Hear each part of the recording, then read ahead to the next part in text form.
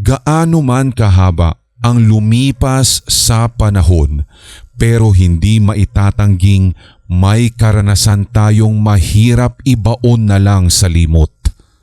Yung tipong sa tuwing ikaw ay mag-iisa, ay tila ba doon ka rin aanurin sa memoryang maghahatid sa iyo sa karanasang parang kahapon lamang nangyari. Mga karanasang walang eksplenasyon, subalit iyong nauunawaan na tayong mga tao at ang mga kaluluwang na iwan rito sa lupa ay tunay na nagko-coexist sa ayaw mo man o sa gusto. Walang pagpipilian, kundi ay tanggapin. Tanggapin ng maluwag kahit nakapagdudulot ng hilakbot. Oras na naman ng hilakbot. Isang gabi sa buwan ng Nobyembre. Abalang-abala si Mia sa paggawa ng kanyang mga proyekto para sa eskwela. Dahil sa dami ng gawain, halos maghahating gabi na nang matapos siya. Habang papunta na siya sa banyo upang sana'y maghilamos, dito at napansin niya ang pinto ng lumang aparador sa kwarto na bahagyang nakabukas. Ganun na lamang ang pagtataka niya sapagkat kanina'y sinigurado niyang nakasara ito. Nilapitan niya ang aparador upang isara ito ng tuluyan. Ngunit sa kanyang paglapit, nakarinig siya ng mahihinang kaluskos na nagmumula sa loob. Kung kaya't napatanong siya sa sarili, ano na naman kaya ito? At binuksan niya ng kaunti ang pinto ng aparador upang silipin ang loob. Pero wala siyang nakita kundi ang mga damit at mga sapatos. Pagbalik niya sa kanyang lamesa, muli niyang nadinig ang mga kaluskos. Pero sa puntong iyon ay may kalakasan na. Agad siyang lumingon at nakita niyang unti-unting bumubukas ang pinto ng aparador. Dito na nagsimula na tayuan ng balahibo si Mia. Pero naglakas loob na lamang siya para lapitan iyon muli. Sa kanyang pagbukas ng aparador, bigla siyang kinilabutan dahil may lumitaw na puting kamay mula sa loob at tila inaabot siya. Napasigaw na lamang si Mia sabay ng kanyang pag-atras. Ang kamay na kulay puti kanina ay bigla ding naglaho na parang bula. Pero takot na takot si Mia. Sinubukan niyang kalmahin ang sarili at inisip na maaaring imahinasyon lamang iyon. Bumalik siya sa pag-aaral, pero sa puntong iyon ay hindi na siya mapakali. Maya-maya pa'y nararamdaman na niya ang malamig na hangin na nagmumula sa kanyang likuran. Paglingon niya, otomatiko ay tumama ang kanyang paningin sa isang itim na anino na nakatayo sa tabi ng kanyang lamesa.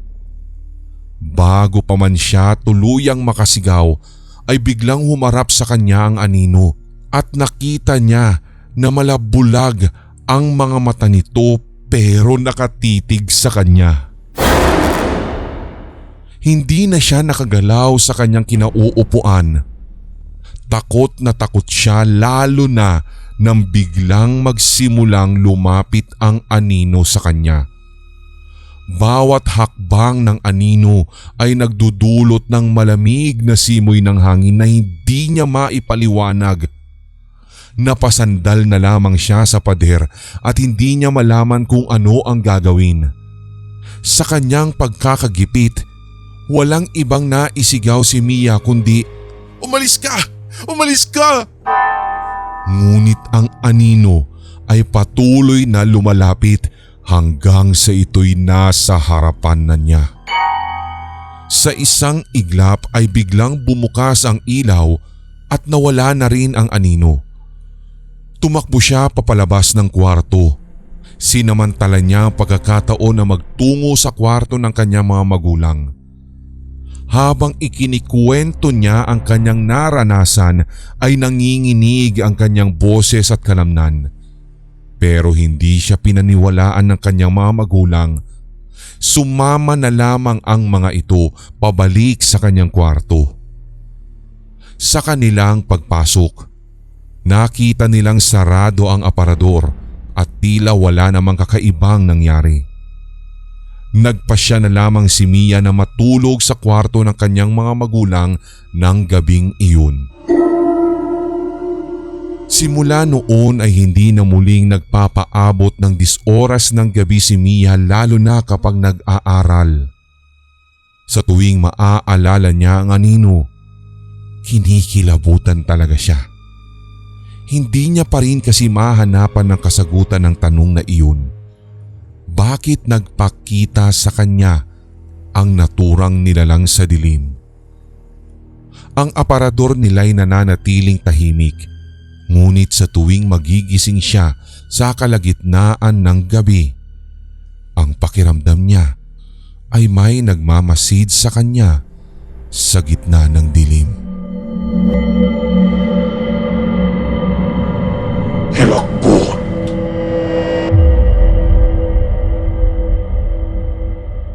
Si Juan ay isang bagong estudyante sa isang pampublikong paaralan sa probinsya. Ang paaralan ay kilalang luma na at tampulan ng maraming kwentong kababalaghan. Isang araw matapos ang klase ay napansin ni Juan na naiwan niya ang kanyang aklat sa silid-aralan.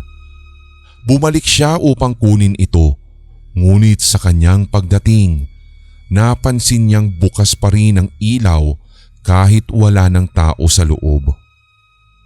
Kuryosong tanong niya, bakit naka-on pa yung ilaw?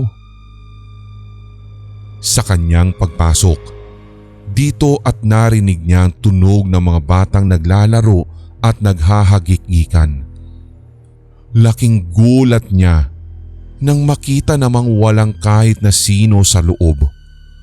Walang tao. Kinuha niya ang kanyang aklat at mabilis na lamang na lumabas. Ngunit bigla siyang nakarinig ng pagtawag na nanggagaling sa kanyang likuran. Juan! Juan! At lumingon siya. Dito ay nakita niya ang isang babaeng nakaupo sa likod ng silid. Ba't ka pa nandito? Wala nang mga klase ah. Tanong niya. Hindi sumagot ang bata, bagkus ay ngumiti lamang. Napansin ni Juan na ang damit ng bata ay parang luma na at sa kanyang pagkakatitig dito, may napansin siyang tila mantsa ng dugo. Biglang bumagsak ang temperatura ng silid at naramdaman ni Juan ang malamig na simoy ng hangin. Lumapit ka, sabi ng bata. Sa sobrang takot ay tumakbo si Juan papalabas ng silid. Hindi pa man siya nakakalayo nang marinig niya ang malakas na pagsara ng pinto. Pagbalik niya sa bahay ay ikwinento niya ang nangyari sa kanyang mga magulang, ngunit hindi siya pinaniwalaan. Simula noon, sa tuwing mapapadaan siya sa silid na iyon, nakakaramdam siya ng hindi maipaliwanag na lamig ng simoy ng hangin. Naririnig pa rin niya ang mahihinang tinig at malungkot na pagtawag sa kanya. Naging palaisipan kay Juan kung sino nga ba ang batang iyon. Hanggang sa kanyang pagsasaliksik, kanyang nalaman ang tungkol sa matagal ng kwento ng batang babaeng namatay sa loob ng silid na iyon dahil sa isang aksidente. Ang kanyang kaluluwa ay nananatiling bihag ng paaralan. Naghihintay lamang ng makakausap at taong makakapansin sa kanyang presensya. Sa tuwing magtatapos ang klase at tahimik na ang buong paaralan, bumabalik ang bata upang maghanap ng kasama. Kaya't kung sino man ang magpapaiwan sa silid na iyon, asahan mo na nga daw na makikita mo ang batang babae na tatawagin pa ang iyong ngalan. Hilakbot.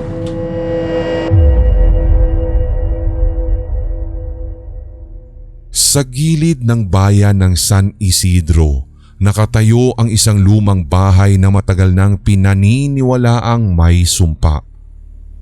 Maraming kwento ang lumalabas tungkol sa mga misteryosong pagkawala ng mga tao na pumapasok lamang dito. Ngunit wala namang sapat na ebidensya upang mapatunayan ang mga iyon. Si Carlo at ang kanyang mga kaibigan ay nagdesisyon na imbestigahan ang bahay para sa kanilang proyekto sa paaralan. Dahil sa kanilang kagustuhang makakita ng ebidensya, nagbalak sila na pasukin ang bahay ng isang gabi. Madilim at malamig sa loob, ngunit amoy amag ang bawat sulok. Habang nililibot nila ang bahay, napansin ni Carlo na tila nagbabago ang mga itsura ng mga kwarto. Ilang sandali lang ay nasa sala sila, pero bigla na lang silang nasa isang silid na hindi nila alam kung paano sila napasok. "Guys, tingnan niyo to," sabi ni Carlo habang itinuturo ang isang lumang litrato na nakasabit sa pader. Isa itong larawan ng isang pamilya na nakangiti, ngunit ang mga mata nila ay tila sumasama sa bawat galaw ng grupo. "Hindi ba't parang gumagalaw yung mga mata nila?" tanong ni Mia, isa sa mga kasama ni Carlo. Tumango na lamang ang iba sapagkat napansin din nila ito. Nang walang ano-ano, biglang bumukas ang isang pintuan sa kanilang likuran. Lahat sila'y nagulat at napatingin doon. "May tao ba?" sigaw ni Carlo, ngunit walang sumagot. Nagpasya silang sundan ng bukas na pintuan at sa kanilang pagpasok, dito ay nakita nila ang isang luma at sirang piano. "Ano kaya kung magpatugtog tayo?" pagbibiro ni Mark na isa rin sa kasamahan ni Carlo. Subalit bago pa man nila magalaw ang kahit na anumang bahagi ng piano, bigla na lamang itong tumugtog ng mag-isa. Ang tunog ng mga nota ay tila nagmumula sa isang malayong lugar. Malinaw man pero nakakatakot. Nagsimula ng kabahan ng grupo kung kaya't, "Tara na, alis na tayo dito," sabi ni Ana, ang pinakamahiyain sa kanila. Subalit nang papalabas na sila, ay bigla silang nahulog sa isang butas sa sahig at dire-diretsyong bumagsak sa isang madilim na basement. Sa gitna ng kadiliman, narinig nila ang mga hakbang na papalapit.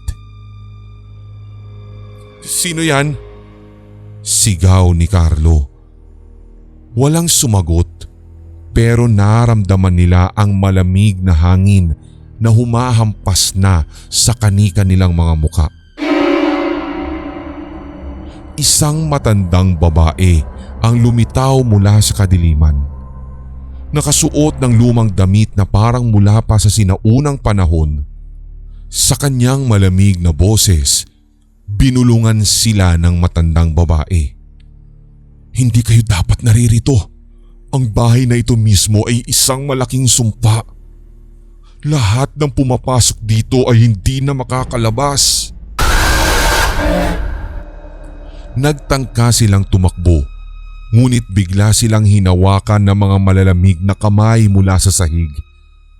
Isa-isa silang hinila pababa papunta sa kawalan.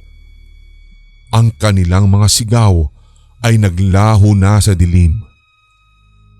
Pagkagising ni Carlo, nakita niyang siya ay nag-iisa na sa bahay. Ang kanyang mga kaibigan ay naglaho na parang bula. Lumabas siya ng bahay at nagtataka kung paano siya nakalabas. Nang bumalik siya sa bayan, wala ni isa man ang naniwala sa kanyang kwento. Ang lumang bahay sa San Isidro ay nananatiling misteryoso at patuloy na kinatatakutan ng mga tao. Sa isang malayong barangay ay may isang bahay na kilalang tahanan ng mga anino.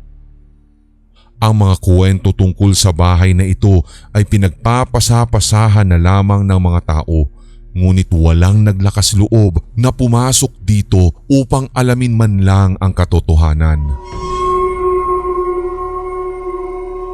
Isang gabi, nagpasya ang magkaibigang sina Liza at Rina na pumunta sa bahay upang kumuha ng litrato para sa kanilang gagawing proyekto. Sa kanilang pagpasok, agad nilang naramdaman ang malamig na simoy ng hangin na tila bumabalot sa kanilang mga katawan. "Liza, parang hindi magandang ideya ito," sabi ni Rina habang nanginginig sa takot. "Tuloy na lang natin. Saglit lang tayo dito. Andito na rin lang oh," sagot ni Liza na nagtatapang-tapangan.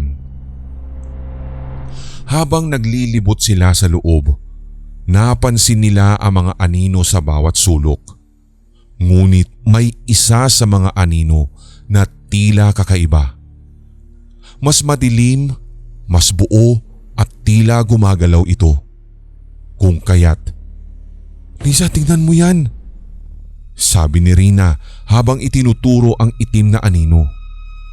Napansin ni Liza ang anino at napagtanto nilang ito ay may anyo ng tao. Bigla itong gumalaw, papalapit na sa kanila. Nagsimula silang maglakad papalayo, ngunit ang anino ay tila mas mabilis. Sa bawat hakbang nila, ang anino na may papalapit ng papalapit. Hanggang sa, "Takbo na!" sigaw ni Liza. Nagtatakbo silang dalawa, ngunit ang anino ay patuloy lamang sa pagsunod sa kanila. Nakapasok sila sa isang silid at isinara ang pinto, ngunit naramdaman nilang parang hindi sila ligtas dito. "Nasa loob din siya," bulong ni Rina habang nanginginig pa rin. Paglingon nila, nakita nilang nasa likod na nga nila ang anino. Mas malapit, mas nakakatakot. Sa sobrang takot ay sabay silang napasigaw at bigla na lang naglaho ang naturang anino. Napaupo sila sa sahig at habol-habol ang hininga. Sabay pa nga silang nagkatanungan kung ano yun? At pinupunasan na nila ang mga luha. "Hindi ko rin alam. Hindi na ako babalik dito," sagot ni Rina. Mabilis silang lumabas ng bahay at tumakbo pabalik sa kanilang barangay. Mula noon ay naging tahimik si Liza at Rina tungkol sa kanilang naranasang iyon. Ngunit ang takot sa kanilang mga mata ay hindi mawala-wala sa tuwing maaalala nila ang anino sa loob ng bahay. Ang bahay ng mga anino ay nananatiling tahimik, ngunit ang mga kwento ng kababalaghan ay patuloy pa ring kumakalat sa bawat sulok ng kanilang barangay. Hilakbot.